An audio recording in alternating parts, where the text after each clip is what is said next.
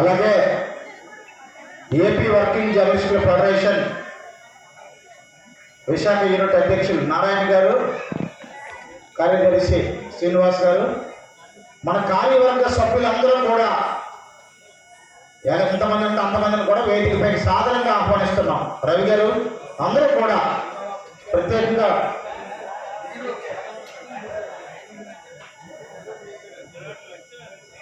చెప్పులు కింద విడిచిపెట్టండి. అందరూ కూడా గాజువాక మన Gopalapatnam Seshu, small and medium అధ్యక్షుడు జగన్మోహన్ గారు, వాళ్ళ కార్యదర్శి శ్రీనివాస్ గారు, ప్రసాద్ గారు, ఇంకా ప్రత్యేకంగా నేను మళ్ళీ పిలవలేదు. అందరూ కూడా వేదికపైకి రండి. ప్రోటోకాల్ పాటించండి. కొద్దిగా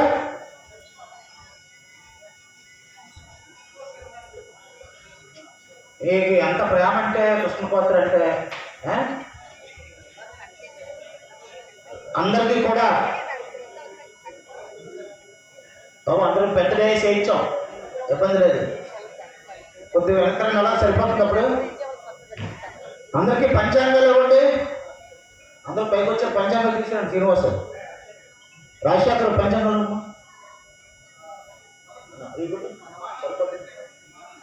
రామకృష్ణ ఇలా ఇలా సరిపోతుంది. అందరికీ సర్దుకోండి. అలా సర్దుకోండి.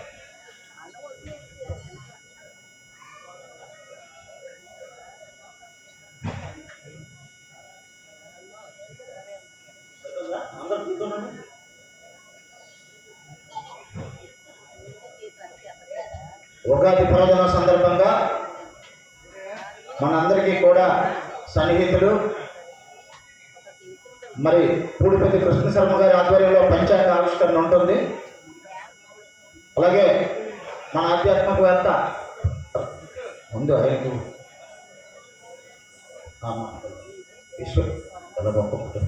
మన ఆధ్యాత్మికవేత్త రాజశేఖర్ గారికి కూడా అందరికీ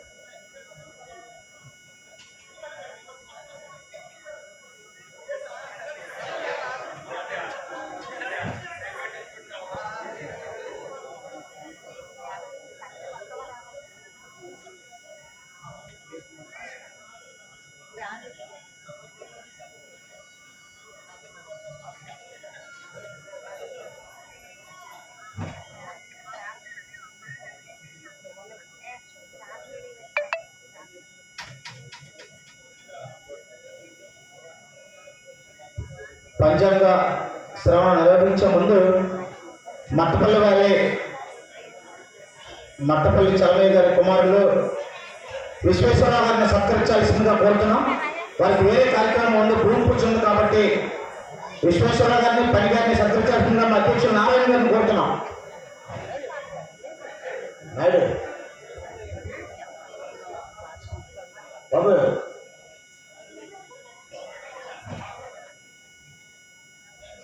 మూడు తీసుకురామన్నా ముగ్గురికి మాట్లాడిద్దాం చూసి.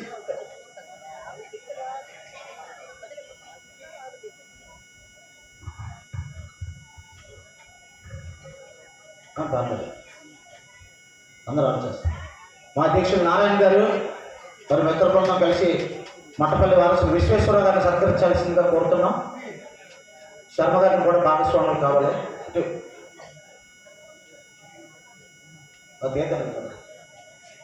అలాగే పనిగారు నారాయణ గారు పనిగారిని కూడా సత్కరించాల్సిందిగా కోరుతున్నాం. ఊడిపెద్ది కృష్ణశర్మ గారు,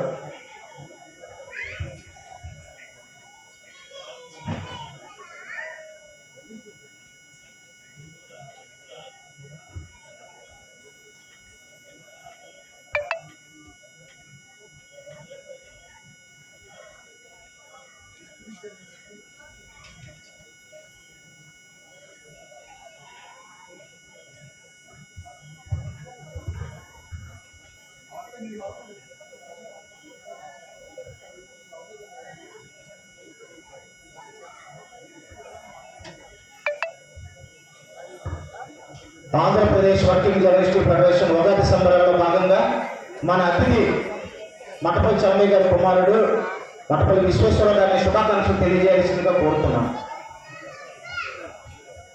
సభకు నమస్కారం అండి. ఈరోజు ఈ కార్యక్రమానికి విచ్చేసినటువంటి మీ అందరికీ కూడా మొట్టమొదటిగా నా ధన్యవాదాలు తెలియజేస్తున్నాను. అయితే ఈ సమాజంలో మన మీడియా యొక్క ప్రాధాన్యత ఎంత అంతా అందరికీ తెలుస్తుంది. అది చాలా ఉత్తమమైంది, అంతేకాకుండా చాలా బాధ్యతాయుతమైందని మనందరికీ తెలుసు. అయితే అంత బాధ్యత ఉంది కాబట్టి మనం యాక్చువల్గా రియల్గా ఉన్నటువంటి ఏ ఘటనైనా సరే మనం ప్రచురించినట్లయితే చాలా అవసరం ఉంది అటువంటిది. కానీ ఈ ప్రస్తుత రోజుల్లో ఎలా జరుగుతుందంటే ఫేక్ న్యూస్ వచ్చేస్తున్నాయి, చాలా వస్తున్నాయి. దానివల్ల ఏంటంటే మిగతా వారికి మన మీడియా మీద ఏంటంటే ప్రజలకు నమ్మకం కూడా పోతుంది. కాబట్టి మీరందరూ కలిసి దాన్ని అరికట్టవలసిందిగా కోరుతున్నాను.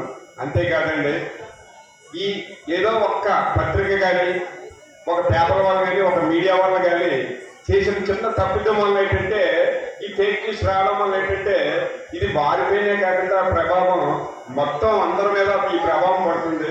ఎంతో ఖచ్చితంగా సక్రమంగా జరిగే సంవత్సరం మీద కూడా చెడిపోయి వస్తుంది. కాబట్టి నా దయించి మీ అందరినీ రిక్వెస్ట్ చేసేది ఏంటంటే ప్రతి ఒక్కరు కూడా ఏది ప్రచురించినా సరే 1-10 సార్లు జాగ్రత్తగా చూసుకుని ఎటువంటి తప్పిదాలు లేకుండా నిష్పక్షపాతంగా మీరు చేసినట్టయితే చెయ్యాలని చెప్పి నా కోరిక అండి. నాకు ఈ సదవకాశం ఇచ్చినందుకు మీ అందరికీ పేరు పైన ధన్యవాదాలు తెలియజేస్తాను. పని గారిని కూడా విశేష తెలియజేసిన కోరిక. అందరికీ నమస్కారం, ఉగాది శుభాకాంక్షలు. సో మీడియా అంటే చాలా ఇంపార్టెంట్, సొసైటీకి అవేర్నెస్ తీసుకొచ్చేది. So you have everyone will have to take important place in the society and bring it back to you. Thank you. పని గారికి కూడా ప్రత్యేకంగా ధన్యవాదాలు తెలియజేసుకుంటూ, మీకు తెలుసు Andhra Pradesh working journalist federation, broadcast journalist association రెండు కూడా రాష్ట్ర ప్రభుత్వ గుర్తింపు పొందిన యూనియన్లు. Small and medium news papers కూడా వచ్చే ఏడాదికి రికగ్నైజేషన్ వస్తుంది. మనం దరఖాస్తు చేయలేదు. ఈ రాష్ట్రంలో జర్నలిస్టుల సమస్యల పరిష్కారానికి నిరంతరం కూడా మన పరిధి మేరకు పాటుపడేది ఒక ఆంధ్రప్రదేశ్ వర్కింగ్ జర్నలిస్టుల ఫెడరేషనే. మనం విజయవాడలో నిర్వహించిన అతి పెద్ద భారీ ర్యాలీలోని మరి సమాచార అలాగే పౌర సంబంధాల గృహ నిర్మాణ శాఖ మంత్రి పార్థసారథి గారు ఆ సమావేశానికి వచ్చి మనం అడిగిన అన్ని సమస్యలకు పరిష్కారం చూపుతారని చెప్పి ఆయన దశల వారీగా కూడా నిన్ననే విజయవాడలో ప్రకటన చేశారు. మనం చూసాం, ముఖ్యమంత్రి గారితో చర్చించాం. త్వరలోనే అన్ని సమస్యలు పరిష్కారం అవుతాయని చెప్పి మనకి ఒక సందేశం కూడా పంపించారు. మనం చేసిన ఏదైతే మనం ర్యాలీ చేసి మన సమస్యను వారికి వివరించగలిగామో వాళ్ళకు కూడా కొంత ఎదిరించి జర్నలిస్టుల సమస్యలు పరిష్కరించాలని ప్రభుత్వం కూడా సానుకూలంగా సిద్ధమైంది. అది మన ఫెడరేషన్ విజయంగా, మన బ్రాడ్కాస్ట్ విజయంగా, మన స్మాల్ అండ్ మీడియం పేపర్స్ విజయంగా భావిస్తూ విజయవాడ వచ్చిన బృందాన్ని అందరికీ కూడా పేరు పేరున ప్రత్యేకంగా ధన్యవాదాలు తెలియజేసుకుంటూ మరి కార్యక్రమంలో భాగంగా మన విశాఖ అధ్యక్షులు నారాయణ గారిని కూడా శుభాకాంక్షలు తెలియజేయాలని కోరుతున్నాం. అందరికీ నమస్కారాలు. అందరికీ శ్రీ పరాక్రమ సంవత్సర ఉగాది శుభాకాంక్షలు. మనం ప్రతి సంవత్సరం కూడా ఈ ఉగాదిని మనం నిర్వహించుకుంటున్నాం. కొత్త సంవత్సరం కొత్తగా ఉండాలి, మీ అందరూ కూడా మీ కుటుంబాలతో ఆయురారోగ్యాలు అష్టైశ్వర్యాలతో ఉండాలి, అందరి జీవితాల్లో కూడా నవసంతాలు వెలువడాలని కోరుతూ నిర్వహిస్తున్నాం. జర్నలిస్టు సమస్య పరిష్కారానికి ఫెడరేషన్ గత కొంతకాలంగా ఎంతగానో కృషి చేస్తోంది. ఉగాది సందర్భంగా ముఖ్యమంత్రి గారు కొన్ని వరాలు ప్రకటిస్తామంటున్నారు. దాని వెనుక మనం విజయవాడలో నిర్వహించిన ర్యాలీ సభ ప్రధాన కారణం. చలో విజయవాడ కార్యక్రమం విజయవాడలో చేయగలిసాం. విశాఖపట్నం నుంచి దాదాపు 100 మంది పైగా మనం వెళ్ళాం. రాష్ట్ర వ్యాప్తంగా 2000 మంది పైగా ప్రతినిధులు వచ్చారు. సో మన సభ చూసి సీఎం గారిలో కూడా ఎంతో కొంత సాటిస్ఫాక్షన్ ఏర్పడి ఈ జర్నలిస్టులకి ఏదో ఒకటి చేయాలనే ఉద్దేశంతో ఉన్నారు. ముఖ్యంగా 52 సంవత్సరాలు దాటిన జర్నలిస్టులకి పెన్షన్ సదుపాయం కోసం మనం పోరాడుతున్నాం. అదేవిధంగా వెటరన్ జర్నలిస్టులకి బస్ పాసులు జిల్లా కేంద్రాల్లో మాత్రం ఇవ్వాలని కోరుతున్నాం. ఇవన్నీ కూడా పరిష్కారమయ్యే సూచనలు కనిపిస్తున్నాయి. దీనికి ప్రధాన కారణం ఆంధ్రప్రదేశ్ వర్కింగ్ జర్నలిస్ట్ ఫెడరేషన్, ముఖ్యంగా మన జాతీయ జర్నలిస్ట్ కార్యదర్శి శ్రీబాబు గారు మనకి చలో విజయవాడ కార్యక్రమాన్ని విజయవంతం చేయడంలో కీలక పాత్ర పోషించారు. అదేవిధంగా మిగతా టీం కూడా ఎంతగానో కష్టపడి పనిచేసి బస్సుల్లో తీసుకువెళ్ళి వాళ్ళు తీసుకురావడం, వాళ్ళకి అన్ని సదుపాయాలు ఏర్పాటు చేశారు. వారందరూ కూడా ప్రత్యేకంగా హృదయపూర్వక ధన్యవాదాలు తెలియజేస్తూ ముందు ఇంకా మంచి కార్యక్రమాలు మనం చేపట్టబోయే కార్యక్రమానికి ప్రతి మన కార్యవర్గంతో పాటు ప్రతి సభ్యుడు కూడా తోడ్పాటు అందేవాళ్ళని ఈ సందర్భంగా అందరికీ విజ్ఞప్తి చేస్తూ నాకు ఈ అవకాశం ఇచ్చిన మీ అందరికీ కూడా హృదయపూర్వక ధన్యవాదాలు తెలియజేస్తూ అందరికీ ఉగాది శుభాకాంక్షలు తెలియజేస్తున్నాను. ఫెడరేషన్ మన విశాఖ జిల్లా ప్రధాన కార్యదర్శి శ్రీనివాసరావు గారిని శుభాకాంక్షలు తెలియజేయాలని కోరుతున్నాను. Andhra Pradesh working journalist federation, broadcast journalist association, small and media papers association ఆధ్వర్యంలో జరుగుతున్నటువంటి ప్రతి ఏడాది జరిగినటువంటి ఈ ఉగాది సంబరాలకు వచ్చిన మా జర్నలిస్ట్ కుటుంబాలందరికీ ఉగాది శుభాకాంక్షలు తెలియజేస్తాను. ధన్యవాదాలు. శ్రీనివాస్ గారికి ధన్యవాదాలు. బ్రాడ్కాస్ట్ అధ్యక్షుడు ఈశ్వరరావు గారు ఉన్నారా? అలాగే కార్యదర్శి మదన్ గారికి కూడా, మదన్ గారి తరఫున కూడా మీ అందరికీ శుభాకాంక్షలు. అలాగే small and medium news papers association అధ్యక్షుడు జగన్మోహన్ గారి తరఫున, అలాగే కార్యదర్శి కొచ్చెర్ల శ్రీనివాస్ గారి తరఫున, మన కార్యవర్గ సభ్యులందరి తరఫున జర్నలిస్ట్ మిత్రులకు, వారి కుటుంబ సభ్యులకు ఉగాది శుభాకాంక్షలు తెలియజేసుకుంటూ మీరు అందరూ బాగుండాలి. నారాయణ గారు అన్నట్లు జర్నలిస్ట్ మిత్రులు, వారి కుటుంబాలు బాగుంటే సమాజం బాగుంటుంది. ఎందుకంటే జర్నలిస్టులు నిరంతరం కూడా సమాజాభివృద్ధి కోసం పాటుపడతారు. అర్ధరాత్రులు పనిచేస్తారు. టైం ఒక సమయం అంటూ ఉండదు. మీకు తెలుసు, మనలో చాలామంది సగం మంది పగలు పనిచేస్తే సగం మంది రాత్రులు పనిచేస్తారు. నిరంతరం కూడా ఎవరి స్థాయిలో వారి చిన్న పెద్ద తేడా లేకుండా ఈ సమాజం బాగుండాలని పనిచేసే వాళ్ళు మరి మనది 4వ ప్లేసు, మరి సమాజంలోనే మనది 4th పిల్లర్. అటువంటి మరి జర్నలిజంలో చాలామంది ఫ్యాషన్ మీద రమేష్ ఇప్పుడు ఎక్కువ మంది సంఖ్య పరిమితంగా ఉన్నారు. ఇప్పుడు మా టన్నుకి ఇప్పటికీ చూస్తే 100లో పెరిగారు. అయినప్పటికీ కూడా ఇప్పుడు డిజిటల్ యుగం కూడా వచ్చింది కాబట్టి ఈ రంగంలో కూడా ఉపాధి అవకాశాలు ఎక్కువ లభిస్తున్నాయి.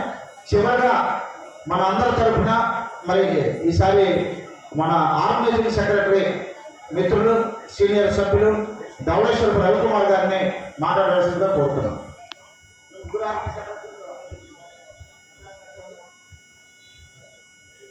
అందరికీ నమస్కారం అండి. ముఖ్యంగా ఆంధ్రప్రదేశ్ వర్కింగ్ జర్నలిస్ట్ ఫెడరేషన్ కుటుంబ సభ్యులందరికీ ముందుగా ఉగాది శుభాకాంక్షలు. నిత్యం పని ఒత్తిడితో నిరంతరం పరుగులు తీసేటటువంటి వృత్తి మనది జర్నలిస్టులది. జర్నలిస్టులకి సంబంధించినంత వరకు కూడా ఈ రాష్ట్రంలో సంక్షేమం కోసమే కాకుండా హక్కుల సాధన కోసం నిరంతరం పాటుపడేటటువంటి సంఘం ఒక ఆంధ్రప్రదేశ్ వర్కింగ్ జర్నలిస్ట్ ఫెడరేషన్ మాత్రమే. ప్రభుత్వానికి సంబంధించినంత వరకు నిత్యం ప్రభుత్వ పెద్దలను కలవడమే కాకుండా ప్రభుత్వం మీద ఒత్తిడి తెచ్చి ఒక పోరాటాన్ని ఒక ఉద్యమ స్ఫూర్తితోటి ముందుకు తీసుకెళ్తున్నటువంటి సంఘంగా ఫెడరేషన్ ఎప్పుడో గుర్తింపు పొందడమే కాకుండా పరంపరలు ఎప్పటికీ కూడా కొనసాగిస్తూ వస్తుంది. తాజాగా మన ఫెడరేషన్ చలో విజయవాడ కార్యక్రమానికి పిలిపించినటువంటి వెంటనే స్పందించి రాష్ట్ర వ్యాప్తంగా రాష్ట్రంలో ఉన్నటువంటి 26 జిల్లాల నుంచి కూడా అసంఖ్యాకంగా ఇప్పటి వరకు చరిత్రలో చూడనటువంటి విధంగా ఒక నవ్వుతున్న భవిష్యత్తు అన్నటువంటి పద్ధతిలో వేలాది మంది జర్నలిస్టులు ఒక ర్యాలీ చేయడం అన్నది బహుశా చరిత్రలో మొదటిసారి. గతంలో చేసినప్పటికీ కూడా కొన్ని వేల మంది ఈరోజు చూస్తే కనుక అక్కడ ఆ ర్యాలీలో పాల్గొనడం కాకుండా సభ మొత్తం అయ్యేంత వరకు కూడా మొత్తం అంతా ఉండి వాళ్ళ సమస్యలకి ప్రభుత్వం ఒక మార్గాన్ని ఖచ్చితంగా ఒక భరోసాని ఒక హామీలు ఇస్తుందనేటువంటి ఆశతో వచ్చారు. వాళ్ళందరికీ కూడా మన ఐఎన్పిఆర్ అంటే సమాచార పౌర సంబంధాల శాఖ మంత్రి పార్థసారథి గారు ఆ కార్యక్రమానికి రావడమే కాకుండా మొత్తం జర్నలిస్టుల సమస్యలన్నీ కూడా ఆంజనేయులు గారు మన రాష్ట్ర ప్రధాన కార్యదర్శి ఆంజనేయులు గారు మొత్తం చెప్పినవన్నీ కూడా సావధానంగా వినడం కాకుండా ఒక హామీని ఒక విస్పష్టమైన హామీలు ఇచ్చే ప్రయత్నంలో భాగంగా నేను ఖచ్చితంగా ప్రభుత్వంతో ముఖ్యమంత్రి గారితో ఈ విషయాలన్నీ కూడా నేను చర్చిస్తాను. ఒక సానుకూలమైనటువంటి నిర్ణయం ఖచ్చితంగా తీసుకునే దిశగానే ప్రభుత్వం ఆలోచిస్తుందని చెప్పి హామీ ఇచ్చారు. ఆ హామీలో భాగంగానే నిన్న ఒక విస్పష్టమైన మన జాతీయ కార్యదర్శి శ్రీనిబాబు గారు చెప్పినట్టు మన పార్థసారథి మంత్రి గారు ఒక విధమైనటువంటి ప్రకటన చేశారు. ఒక సానుకూలమైన ప్రకటన వెటరన్ జర్నలిస్టులకు సంబంధించినటువంటి అంశాన్ని నేను ప్రస్తావించారు కేబినెట్ మీటింగ్ అయిన వెంటనే. అలాగే మిగిలిన విషయాల్లో కూడా సాధ్యమైన తొందరలోనే జర్నలిస్టులకు సంబంధించినటువంటి ఒక తీపి కబురు చెప్తానని చెప్పి కూడా ప్రకటించారు. అంటే ఫెడరేషన్ ఈ ప్రభుత్వం మీద ఏ ప్రభుత్వం వచ్చినా కూడా జర్నలిస్టుల సమస్యల కోసం ఏ స్థాయిలో పోరాటం చేస్తుంది, ఆ సాధన కోసం నిరంతరం ఎంత కృషి చేస్తుంది అన్నదానికి తాత్కాలికంగా ఈ తాజా సంఘటన మనం పేర్కోవచ్చు.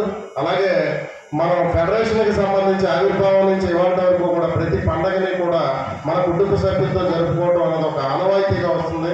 అందులో భాగంగా ఈ సంవత్సరాన్ని కూడా ఉగాదిని మనం ఘనంగానే నిర్వహించుకోవడం జరుగుతుంది. అందులో భాగంగా మీ అందరి వల్ల ఈ కార్యక్రమానికి వచ్చి ఇక్కడ కార్యక్రమాలన్నింటినీ కూడా ఇందులో భాగస్వాములు అవడమే కాకుండా ఒక అద్భుతమైన ప్రతి సంవత్సరం అప్పటి నుంచి ఇప్పటి వరకు కూడా ఉగాది అనగానే అన్నదాతలు నిజంగా చెప్పాలంటే మట్టపై చలమయ్య గారు ఉన్నప్పటి నుంచి కూడా పరంపర కొనసాగుతుంది. అందులో భాగంగా వాళ్ళ వారసులో కూడా మనకి వాళ్ళ అద్భుతమైనటువంటి ఒక విందు భోజనాన్ని ఏర్పాటు చేశారు. వారికి కూడా ధన్యవాదాలు. ఈ కార్యక్రమాలన్నింటినీ చక్కగా మీరంతా తిలకించి అలాగే అద్భుతమైనటువంటి విందుని మీరు ఆస్వాదించి ఈ కార్యక్రమాన్ని విజయవంతం చేయాలని చెప్పి మీ అందరికీ కోరుకుంటూ ఈ అవకాశం ఇచ్చిన మీ అందరికీ ధన్యవాదాలు తెలుసు. Thank you. అలాగే మన వన సమారాధన కార్యక్రమం నిర్వహించుకున్నాం. మన ఆంధ్రజ్యోతి మిత్రులు పూర్వం మనకి ఈనాడు కిషోర్ అంటే తెలుస్తుంది. కిషోర్ గారికి చక్కని సహకారం అందించారు, వారికి ధన్యవాదాలు. అలాగే మొదటి నుంచి కూడా మన యూనియన్లో ఉన్న వాళ్ళందరూ చాలామంది ఉన్నారు. మన ఆర్గనైజింగ్ సెక్రటరీలు పెదాని ప్రసాద్ కానీ, సాంబశివరావు కానీ, అలాగే మధురవాడ నుంచి ఆనంద్ కానీ, ఇంకా మిగతా అందరూ సభ్యులు కూడా రామకృష్ణ కానీ, ఇలా ఒకరి పేరుని కాదు కానీ అందరూ ఫస్ట్ నుంచి కృష్ణపాత్ర 6 నుంచి ఉన్నారు. సాక్షి నుంచి సీనియర్ ఉపసంపాదకులు మన మిత్రుడు వేణు గారు గొప్ప యాక్టివ్గా ఉంటారు ప్రతి విషయంలో కూడా. ఇలా అందరం కూడా సమిష్టిగా ఫస్ట్ నుంచి కూడా ఒక తాటి మీద ఉన్నాం కాబట్టి మన యూనియన్ ఈరోజు విశాఖపట్నంలో ఎంత స్ట్రాంగ్గా ఉంది. మరి దీన్ని నడిపించేందుకు మన సారథి మనకి అంబాసిడర్ నారాయణ గారు చాలు ఎక్కడికైనా ఉరుకులు పరుగులు చేస్తారు. మరి ఆయన శ్రీనివాస్ గారిని అప్పచెప్పాం. వాళ్ళిద్దరితో పాటు జగన్మోహన్ గారు, మరి వాళ్ళ కార్యవర్గం బ్రాడ్కాస్ట్ కేశవరావు గారు, 6 ఒక టీంగా ఏర్పడి అన్ని పనులు కూడా చక్కగా చేయడం వల్ల మనం అందరం ఈరోజు కలుసుకోగలిగాం. మరి ఫస్ట్ నుంచి కూడా మనతో పాటు ఉండి వేరే యూనియన్ కానీ వేరే జర్నలిస్టుల సంఘం కానీ తెలియని వ్యక్తి మన ఆధ్యాత్మికవేత్త రాజశేఖర్, మన జర్నలిస్ట్ మిత్రుడు. ఫస్ట్ నుంచి కూడా చలమయ్య గారు ఉన్నప్పటి నుంచి కూడా నేను ఎప్పుడప్పుడు జోక్ చేస్తుంటాను, ఇక ఎక్కడే నేను పేసి రాసిలో నాకు చెప్పంటాను. చలమయ్య గారిని తాతగారు అనేవారు. నేను ఆంధ్రజ్యోతిలో ఇంటర్వ్యూ రాయడానికి వెళ్తే నాకు ఆయన అపాయింట్మెంట్ ఇప్పించారు. అప్పుడు నాకు ఇది ఎప్పుడో 15 ఏళ్ళ క్రితం. అప్పటి నుంచి కూడా మటలో చలమయ్య గారు అనగానే ఆయన రాజశేఖర్ చెప్తే ఏ పనైనా చలమయ్య గారు చేస్తారని ఒక నమ్మకం ఉండేది. మరి రాజశేఖర్ గారిని కూడా ఒకే ఒక నిమిషం మాట్లాడి మన పంచాయతీ శ్రవణం గెలుపుకోవాలని కోరుకుంటున్నాం. Thank you. అందరికీ ధన్యవాదాలు. నేను చాలా ఆనందపడేది, అదృష్టంగా భావించేది నట్టపల్లి చలమయ్య గారితో 25 సంవత్సరాలు ప్రయాణం చేశాను. ఆయనతో ఎక్కడ పబ్లిసిటీని ఆశించకుండా, అవార్డ్స్ని ఆశించకుండా ఎన్ని దాన ధర్మాలు చేశారు లెక్కలేదు. 85 సంవత్సరాల పరిపూర్ణ జీవితాన్ని నారాయణ స్వామి వ్యక్తం చేశారు.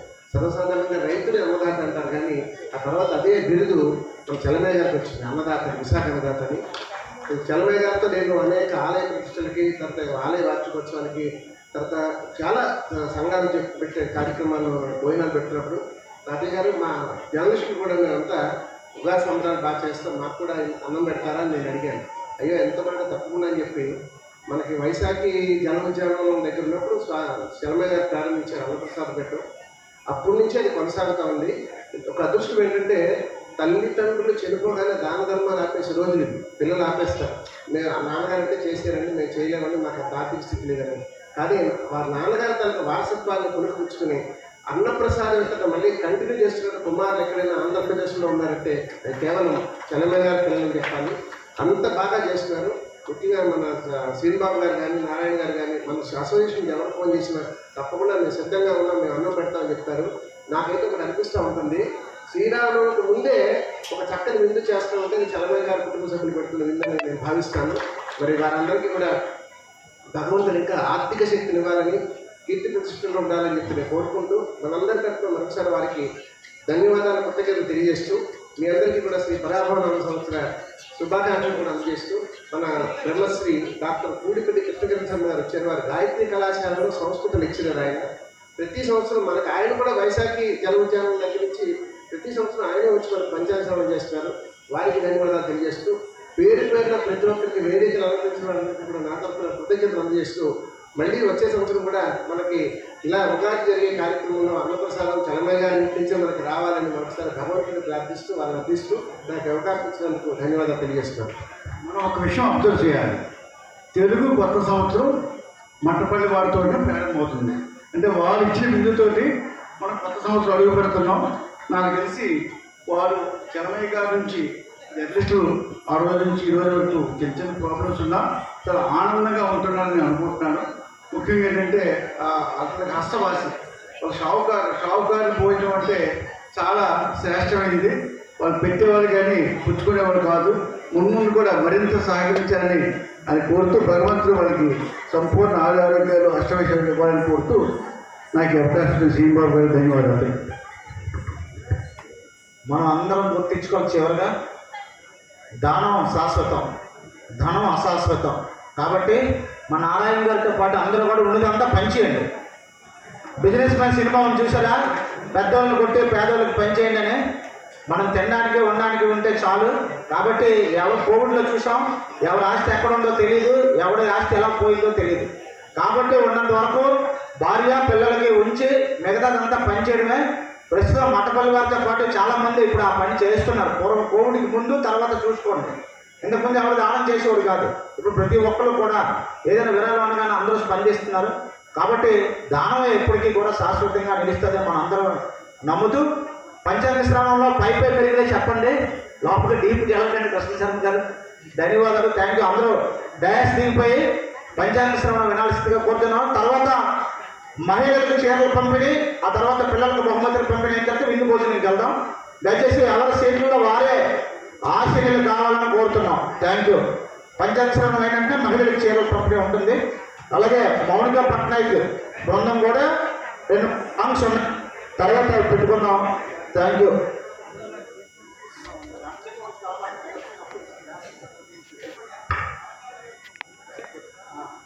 వ్యాఖ్యాతగా కెప్టెన్ సత్యప్రసాద్ గారు వహిస్తున్నారు, ఆయన కూడా ధన్యవాదాలు. వాళ్ళ అమ్మాయి హర్షిత,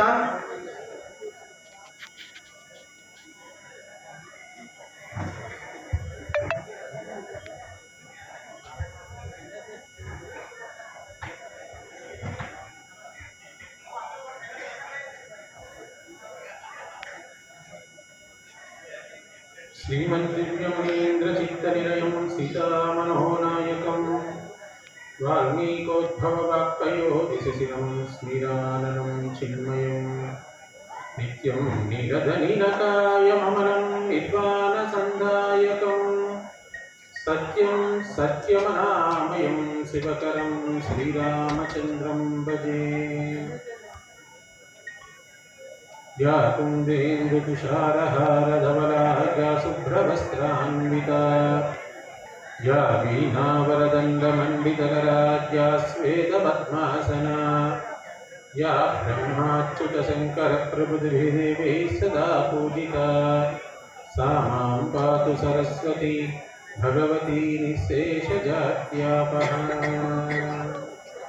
वन्दे समस्तकलाकलापं सम्पत्करं भवहरं गिरिजाकुमारं लम्बोदरं गजमुखं प्रणवस्वरूपं लक्ष्मीगणेशमखिलाश्रितकल्पपूजं वागर्धावसंपृक्तो वागर्धप्रतिपत्तये जगदत्पितरो वन्दे पार्वती परमेश्वरम् ह्रीङ्कारासनगद्धितानलसिकां सौं क्लीं कलां बिभ्रतीं सौवर्णां वरदारिणीं वरसुधां धौतात्रिनेत्रोज्ज्वलां वन्दे पुस्तकपाशमङ्कुशज्वलां षड्भूषभूषोज्ज्वलां ध्यायेत् देवीं गौरीं त्रिपुरां परात्परकलां श्रीचक्रसञ्चारिणीं ध्यायेत् देवीं त्रिपुरां परात्परकलां శ్రీచక్రసంచారీం.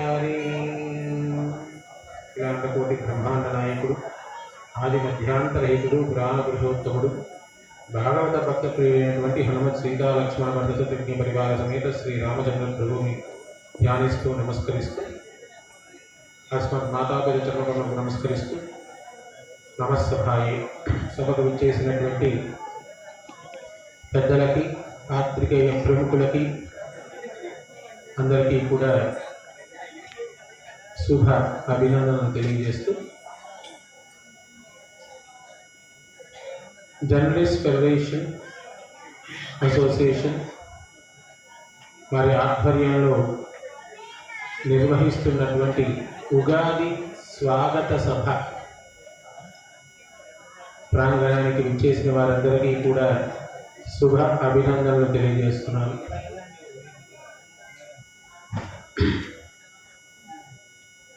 తెలుగు సంవత్సరములలో ప్రభవాది 60 సంవత్సరములు.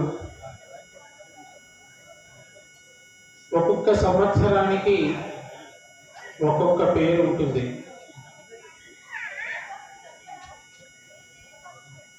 ఆ ఒక్కొక్క పేరుకి ఒక్కొక్క అర్థం ఉండి ఆ పేరును బట్టి ఆ సంవత్సర ఫలితం ఉంటుంది అనేటువంటి ఒక నమ్మకం జనంలో ఉంది. ఈ పేరుని నిర్ణయించినది ఎవరు అంటే అది ఋషులు, మహర్షులు నిర్ణయించారు ఈ పేర్లు. తెలుగు సంవత్సరాల పేర్లు చెప్తావా అంటే ప్రభవ, విభవ అంటారు. మరి సంస్కృత సంవత్సరాలు ఏంటి? సంస్కృత సంవత్సరం కదా లేదా పేర్లు అవన్నీ. తెలుగు సంవత్సరం కాదు, తెలుగువారు సంస్కృత సంవత్సరాలను పాటిస్తారు. కాబట్టి సంస్కృతంలో ఉండేటటువంటి పేర్లు ఇవి. అలా అని తెలుగు అర్థాలు తీసుకుంటాము అంటే కాస్త ఇబ్బందికరంగా అనిపిస్తూ ఉంటాయి. ఎందుకంటే సంస్కృతంలో ఆ రోజు, తెలుగులో ఆ రోజు అని సంస్కృతంలో చెప్పమంటే తద్దినము అవుతుంది. మనం దానికి అర్థం తీసుకుంటే ఇబ్బంది పడతాం. కాబట్టి ఈ రాబో సంవత్సరము పేరు ఏదైతే ఉందో అది పరాభవనామ సంవత్సరము. ఇది సామాన్యంగా అర్థం తీసుకొని చెప్తే కనుక పరాభవము అంటే అవమానము